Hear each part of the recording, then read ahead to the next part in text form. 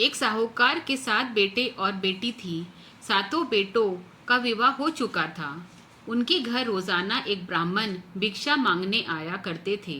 जब भी साहूकार की कोई बहू या सेठानी उसे भिक्षा देती थी, वह उन्हें आशीर्वाद देते और कहते, अपने पति के कंधे राज करो। लेकिन जब भी साहूकार की बेटी भिक्षा देती, तो वह ब्राह्मण आशीर्वाद में कहते, अपने भाइयों के कंधे राज करो। साहूकार की बेटी को यह बात बहुत बुरी लगती थी। एक दिन उसने अपनी माँ से कहा, माँ, पंडित जी को जब आप या भाभियाँ भिक्षा देती हो तो वह कहते हैं, अपने पति के कंधे राज करो। लेकिन जब मैं उन्हें भिक्षा देती हूँ तो वह कहते हैं, अपने भाइयों के कंधे राज करो। माँ कहती है कि कल जब वह तुम्हें आशीर्वाद देंगे तो मैं उनसे इसका कारण पूछूंगी। अगले दिन वह ब्राह्मण भिक्षा लेने आए तो वह ब्राह्मण उसे कहने लगी, आप इससे ऐसे आशीर्वाद क्यों देते हैं? ब्राह्मण ने कहा, क्योंकि इसकी किस्मत में सुहाग नहीं है। तब सेठानी ने ब्राह्मण से इसका कोई उपाय पूछा। तब ब्राह्मण बोले, यदि सोना धोबन इसकी शादी में आशीर्वाद आकर दे तो इसका पति बच सकता है। साहूकार की पत्नी बोली, यह सोना धोबन कहाँ रहती है? पंडित जी बोले, 7 समुंदर पार सोना धोबन का गांव है। तब सेठानी अपनी बेटों से कहती है, सोना धोबन के गांव बहन को लेकर जाना है। 6 बेटे मना कर देते हैं, लेकिन 7वां बेटा तैयार हो जाता है। दोनों भाई बहन सोना धोबन के गांव के लिए रवाना होते हैं। नदी के किनारे दोनों एक पेड़ के नीचे बैठ जाते हैं। उसी समय पेड़ के बीच से एक सांप निकलता है और पेड़ पर चढ़ने लगता है। उसी समय बहन की नज़र उस सांप पर पड़ जाती है।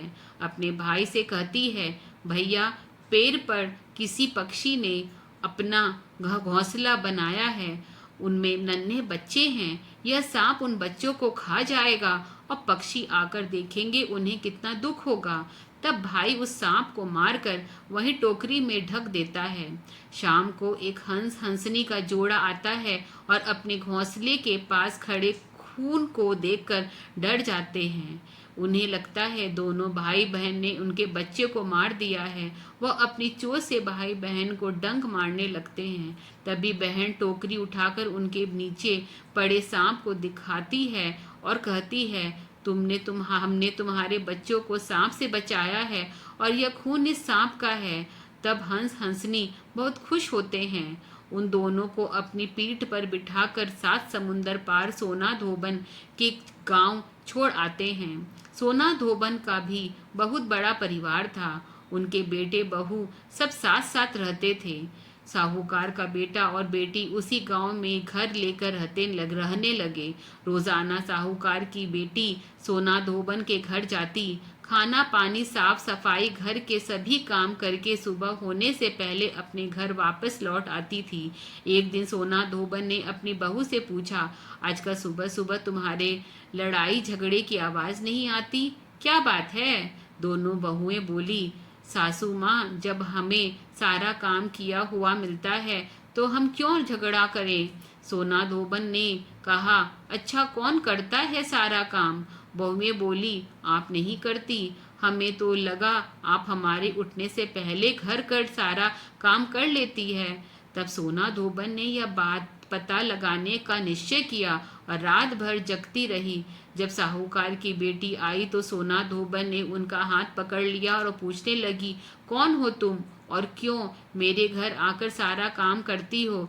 तब साहूकार की बेटी ने ब्राह्मण की सारी बात सोना धोबन को बता दी और कहा, यदि आप अपनी सोमवती अमावस्या का फल मुझे दे दे तो मेरा पति अमर हो जाएगा। सोना धोबन कहती है, जब तुम्हारी शादी पक्की हो जाएगी तब मुझे न्योता भेज देना, मैं तुम्हारी शादी में जरूर आऊंगी। उसके बाद दोनों भाई बहन अपने घर वापस आ जाते हैं। बहन के लिए लड़का ढूंढकर शादी की तैयारी पक्की होती है। सोना धोबन को न्योता भेजा जाता है। शादी के दिन फेरा के ठीक बाद एक सांप आता है और दूल्हे को डस लेता है, जिससे दूल्हा मर जाता है। तब सोना धोबन हाथ से जल लेकर संकल्प लेती है और दूल्हे के मुंह में पानी डालती है और वह वापस जीवित हो जाता है। तभी से सोना धोबन के साथ साहूकार की बेटी और बहू को सोमवती अमावस्या का व्रत करने लगी। कैसी लगी आपको आज की हमारी यह कहानी?